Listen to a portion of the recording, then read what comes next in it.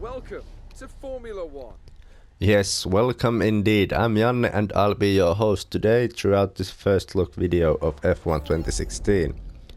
And as we arrive to the main menu, we can see that there are some cool pictures of the F1 drivers, and there are 5 or 6 game modes in the game available. There's career, championship season, quick race, multiplayer and time trial. So that makes 5 game modes. And let's take a look at the career mode first. Here we have 2 types of career modes. We have the so-called regular one, where you can customize everything you want. You can change the difficulty and the length of the races and the sessions and whatnot. And then we have the pro career, where you have the full length races and qualifying and practice sessions. And you have no assists. And the game difficulty is on the ultimate AI difficulty, meaning it's hard as shit. First thing that you have to do when starting your career is to create your own driver profile. You have to select your avatar and... Hey, oi Janne, good to see you. I thought you were rallying, but welcome to Formula 1. And I think I'll select him because he has a beard and I want to have a beard. Next up is the helmet selection. You have all these different kind of helmets and these extra helmets if you are rich and pre-ordered like myself. And I think I'll select this one, and you can customize the helmets as well. You can change the colors and you can change the colors. That's it, you can't add any sponsors or anything, but this is still a good improvement to the game. And you have to select your nationality. And even though I've said before that I'm French, I'll select my nationality as a Finn, because Finnish Formula 1 drivers are better. Next up you have to choose your driver number. I'll pick 15 because my birthday is on 15th of July. And now I have to write my name. This is hard. Yeah, there. First name and surname is here. And you have to do the abbreviation as well, so that it can show your name properly in all the menus and whatnot. So it's gonna be L A. Oh, it's there from the other career. Accept. Now I'm ready to start my career. And now we have to select our team. And you can see that the teams have been divided into 3 different classes. Here's the bottom class. There are Renault, Sauber and Manor Racing. And in the next class there is Force India, Toro Rosso and McLaren and Haas. And in the top class there's Red Bull, Williams, Ferrari and Mercedes. And you can see that the team expectations change from a class to another. In the top class you have to win the championship in the first 2 seasons. And in the second class, in the middle class, you have to win the championship in 2 to 4 seasons. If you stay with the team, of course. And if you start from the bottom, like Drake, you have to win the championship in 4+ seasons. And I think I'll want to build myself up. I'll go to Manor and I'll have my teammate as Pascal Verlaine, because I want to have some challenge. And in career mode you have this really cool paddock kind of thing, where you are chilling in your team's lounge with all the team members and whatnot, but they don't want to talk to you because you are arrogant son of a bitch, and you have your own laptop and you're just playing games on it and whatnot. No, actually it's used for the career menus. We have the basic hub and we have the R&D hub, where you can see that I've bought quite a few upgrades already for the car. You can buy the upgrades with the resource points you get from doing the practice programs in the free practice sessions during the weekend. And you can see that I've already passed Sauber F1 team with my practice program. I've upgraded the car that much that I've managed to go past Sauber. And then there's the standings and leaderboards, and trophy room gives you a perspective on how well you have managed to succeed in the previous races. And then there's the tutorials, and I've watched them all.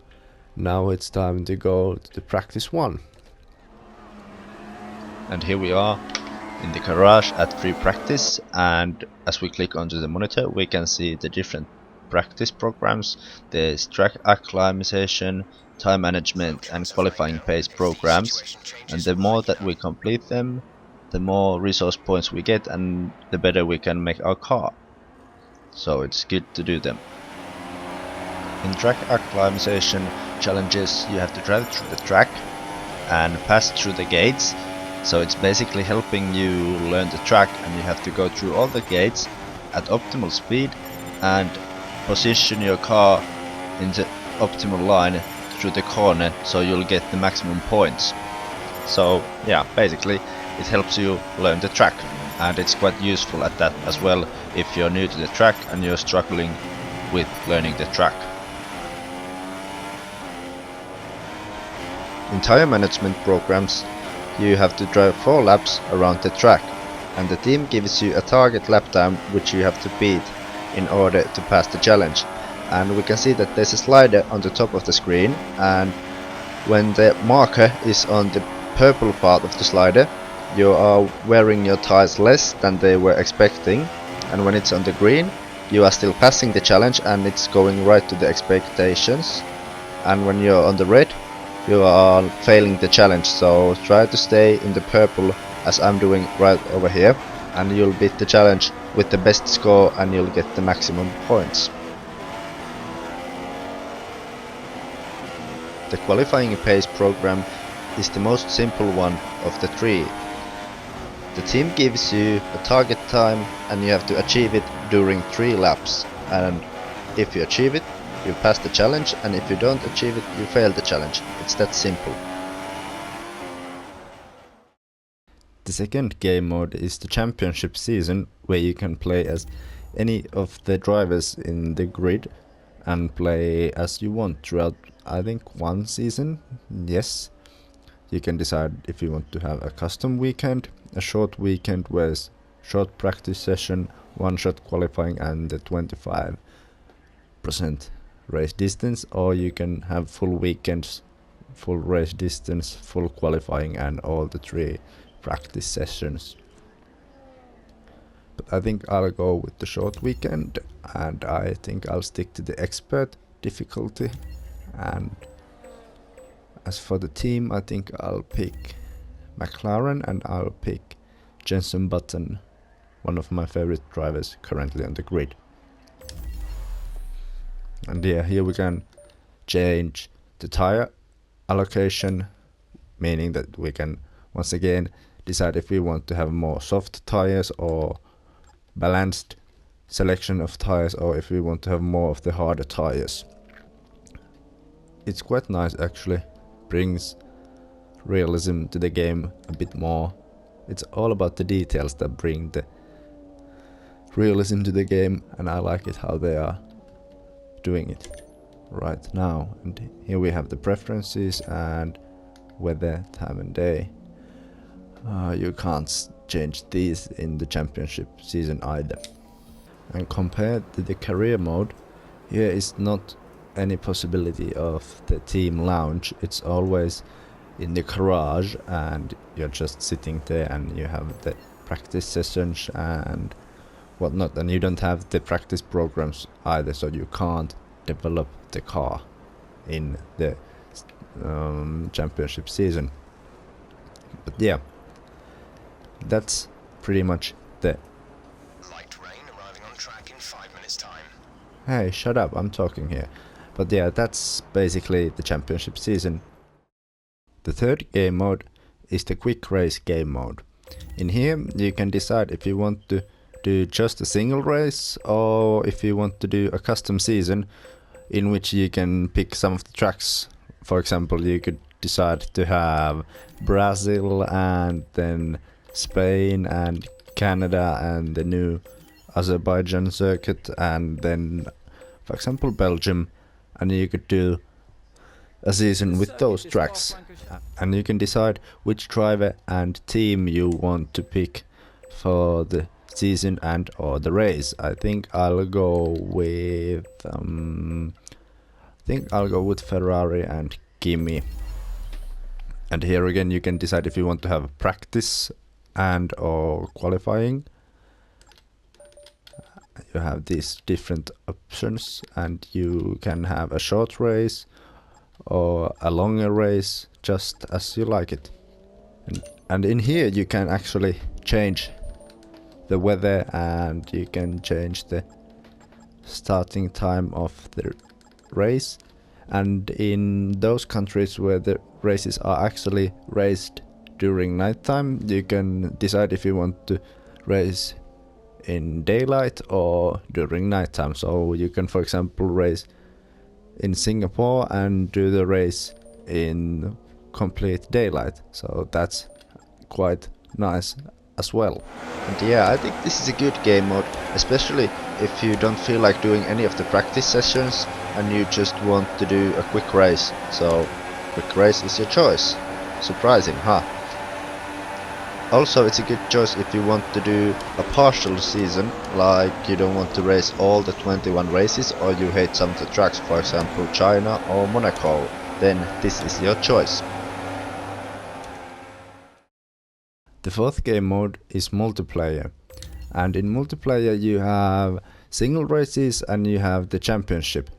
You can decide if you want to race a championship. You choose here from the multiplayer championship, and you can make your own season in which you can race with your friends. I'm not sure if you have to do the whole championship in one sitting. If you do, that's kind of bad, but you can also have your own custom races, and you can find races from the session list, and there's some good pre-made search options in which you can have like rookie races where it's only 3 laps and no damage and kind of easier tracks, and then the sprint races and they have 5 laps and a bit more difficult tracks, and then you have your endurance races where you can have 25% races with pretty much every track.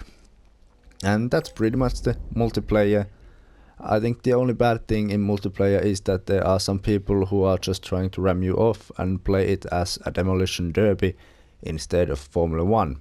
But other than that, I think the multiplayer is a good addition to the game. And the last game mode is time trial. In time trial you have to pick a track, and I think I'll go for Australia, and then you have to pick a team. I'll go with Williams, and you're not supposed to pick a driver because actually you're not allowed to pick a driver because it will be your race number from career mode and your helmet from career mode that is showcasing on the car. So it's basically yourself driving the car, pretty much as it actually is. But yeah, the key is to go out on track and be as fast as you can. If you haven't set a time on a track, the game will give you a default time that you have to beat, which is usually quite easy. And after that you will get your first rival. And a rival is someone who is around half a second quicker than you around the lap. And every time you defeat your rival, you get a new rival, and it goes on and on until you are the first one on the leaderboards. I suppose I'm not first one on any of the tracks. And every time when you get a new rival, you get access to their setup, which I think is a good thing because it puts more emphasis on the driving itself and less emphasis on making setups. And I think that's really good, especially in a game mode which is supposed to compare the driving between two people. The F1 2016 has quite a few new features. The first one of them is that you can take off your pit assist, meaning that you will arrive to the pits and you have to slow the car down yourself to the speed limit, which is usually 80 or 60 kilometers per hour, before reaching the pit itself, and that adds a bit more realism to the game as well. And as you can see from this video right here, I'm not that good at it yet. Another new thing in the F1 2016 is the manual starts. You have to hold in your clutch and you have to reach the optimal revs per minute in order to get a good as possible start. And another thing that affects your start is the formation lap or the warm-up lap, either way you want to call it, in which you have to keep the tires warm and heat up the brakes and keep the engine temperature low enough. If you fail at that lap, you let the tire temperatures drop or something, you will get a worse start compared to the others. Another new feature is the virtual safety car, which is displayed right now, meaning that you have to drive slower than a given time in order to keep the track workers and everyone else safe. It's a new rule in general in F1 this year, I believe, and it's a lot quicker than an actual safety car period, because that takes 2 or 3 laps before it's over, and this takes around half a lap, as we can see here. So it's really an addition and another thing that adds to the realism in the game. And the last new feature, at least it's new to me, is that you can talk to your race engineer if you have a headset with a microphone, and he will respond to you. I think there's a little bit of room for improvement in that, but I'll let you How's the judge car? for yourselves. Copy that. Oh, you suck. No, how is the car? We don't have the data for that, I'm afraid. You suck. There's static over the radio. Say again. Oh, I didn't hear that. I didn't hear that. Yeah, right. You suck. Understood. Copy that. Let me finish. Okay, we should be good on tyres for a while. The wear doesn't seem too bad at the moment. Just take care when you load them up. Tyre wear rates are lower than we expected. You're the worst race engineer ever. Okay, copy that.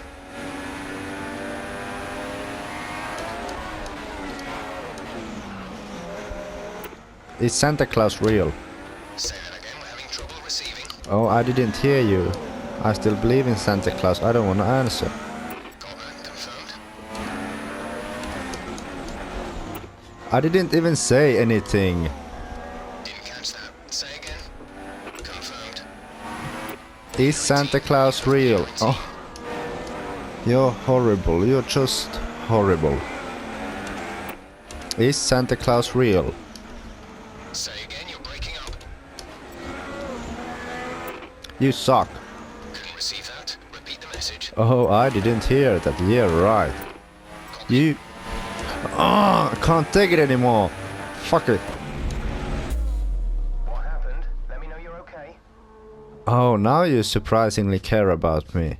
Leave me alone. And that was the video. Please like, share and subscribe. I will see you next week, and I will be having Assetto Corsa with me. Thanks for watching. Bye bye.